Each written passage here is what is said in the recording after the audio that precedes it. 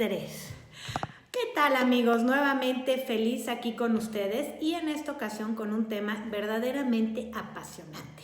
Pues me fui a investigar a los falsificadores más famosos a través de la historia y me encontré con varios personajes sumamente interesantes y unas historias de verdad que se van a quedar de a cuatro. Ok, pues vamos a empezar con el primero. El primero que va a ser una serie como de varios programas para irlos viendo todos y ver qué similitudes vamos encontrando, sobre todo de los signos de desconfianza en la escritura. Y el día de hoy pues les voy a hablar de una persona que se volvió muy famosa a partir más o menos de 1985. Este personaje se llama Konrad Kujau. Es alemán, conocido como alias el Fischer y como el general en el submundo. Él huyó de Alemania del Este en 1957 porque constantemente entraba y salía de la cárcel, que era delincuente dedicado a lo que era el robo y el fraude. Pero en una de esas, ya que logra salirse de Alemania del Este, descubre que las falsificaciones eran muy buen negocio.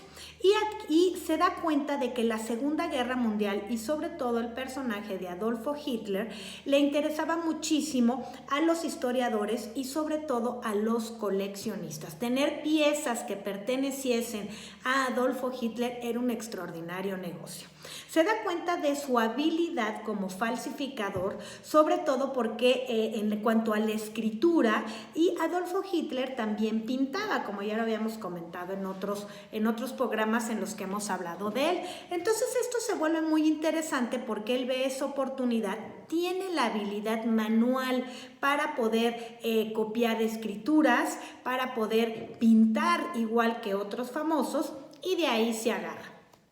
Se dice que en su libro de Billy Price, que se llama El artista desconocido, que habla de Adolfo Hitler y las obras que él pintó, un cuarto de las obras que aparecen en ese libro y que se atribuyen a Adolfo Hitler son creación de Konrad Kujau.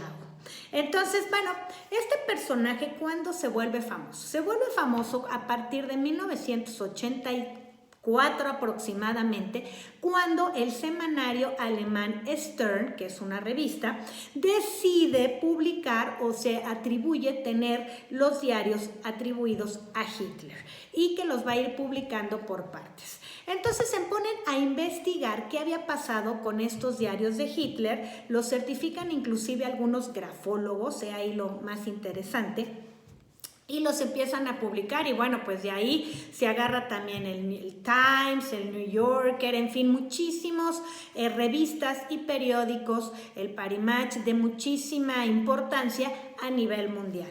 Y hubo un momento en el que publican la portada de uno de los diarios y se dan cuenta que venían pegadas dos letras.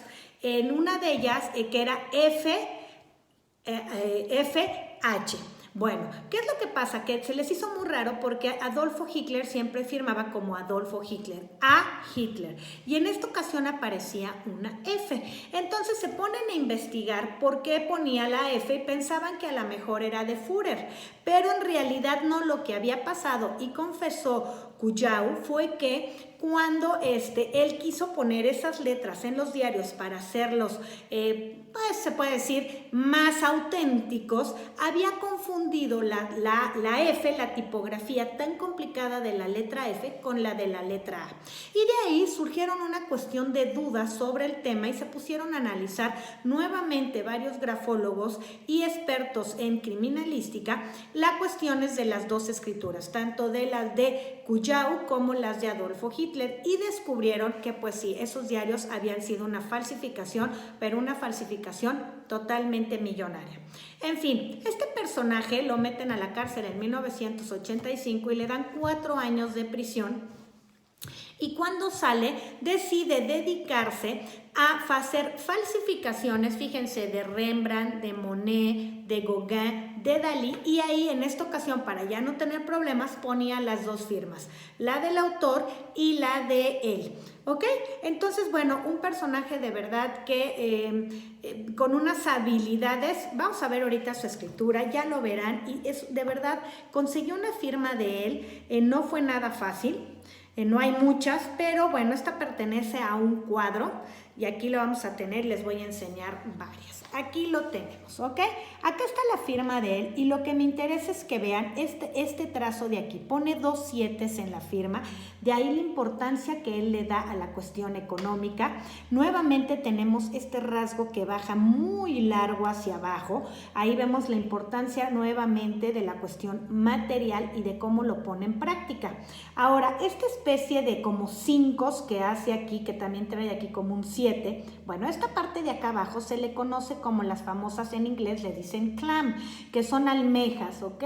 Bueno, pues estas almejas famosas vienen del subconsciente y son muy comunes en personas que tienen culpabilidad, pero también de bajos instintos.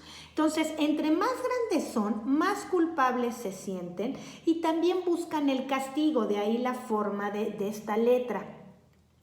Además de que entre más grandes las hacen, más culpables y más criminales. Ahora, también es un gancho, entonces dentro de este gancho, ¿qué es lo que hacen? Que también jalan su pasado, lo traen al presente. Ahora, si se fijan, es una letra bien inclinada a la derecha, es una persona que sabe socializar, inclusive el rasgo, si se fijan, es curvo, es una persona agradable, amable, cordial, diplomática, pero ya que al final de la escritura, si lo vemos aquí, ya tiene cierta cuestión filiforme al final, y esa parte filiforme que vemos ahí, hay que recordarnos que es de las personas que son muy buenas para escabullirse, es decir, firma la negociación y me voy. Otro rasgo que es muy interesante es que tiene la escritura ligada en algunas partes y en otras desligada, es decir, una escritura agrupada. Es una persona que maneja la lógica, pero también muy intuitiva, que para este tipo de cosas es buenísimo. Ahora, este ganchito que baja acá, este colmillito que tenemos aquí, es como un arpón bastante grande. Bueno, este colmillo, que en muchos lados se les conoce como dientes de tiburón o colmillos de jabalí, eso es un rasgo agresivo y lo tenemos en la punta de abajo, en la cuestión, como les digo, el trazo baja recto en la cuestión material. Entonces, no te metas con la cuestión de dinero porque te clava el colmillo, pero si se fijan, lo sube y lo termina con un rasgo regresivo que se llama colita de puerco. Y esta colita de puerco es de personas egocentristas porque el rasgo gira en sí mismo, pero también con personas de deseo de acaparamiento y de apropiación indebida. Entonces, ahí les va, ¿cómo está esta cuestión? Es una escritura que además tiene un retoque en la parte de aquí, a ver si se logra apreciar. Ahí lo tenemos, que también es un signo de desconfianza, y si se fijan, aparte de que no es muy legible y es bastante, empieza con estos 5 muy grandotes, pero se hace muy filiforme al final la firma. Le digo, esa capacidad de escurrirse cuando ya no debe de estar ahí, esa habilidad que tiene, pero es una escritura que le faltan como letras, que también es otro símbolo de deshonestidad en la escritura. Y dentro de la firma, después de este rasgo, en esta parte de aquí tenemos también algo que se hace muy parecido a lo filiforme, quizás no tan marcado como aquí, pero sí bastante. Entonces podría ser una persona con un cierto trastorno de histeria.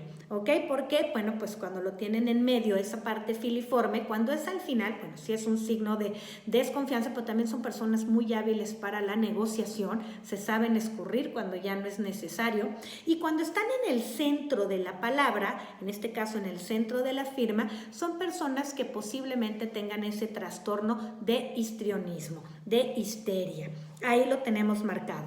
Ahora vamos a tener aquí 2 lazos, estos que están aquí, que es lo que le da a él una gran habilidad de labia para poder hablar, para poder convencer al otro, y son rasgos que también suben muchísimo a la cuestión del pensamiento, de la creatividad. Entonces vemos una persona que aparte la firma es rápida y ágil. Entonces es una persona con gran capacidad para poder escurrirse, poder falsificar y bueno, pues poder salirse con la suya, que en varias ocasiones lo logró hasta que, bueno, ya decidió ganar dinero a través de estas falsificaciones. Aquí lo que se vuelve muy interesante, y con esto termino, es que se dice que muchas de las obras que no fueron firmadas con las dos firmas de él fueron vendidas por las grandes casas de subasta. Entonces hay muchísimas personas que tienen en la actualidad Rembrandt, Monet, Van Gogh, que en su momento dado y en la subasta se consideraron como originales y no han querido volver a evaluarlas porque a lo mejor fueron hechas por uno de estos grandes falsificadores y obviamente pues su valor sería diferente. Los veo en el próximo con otro gran personaje. Hasta luego.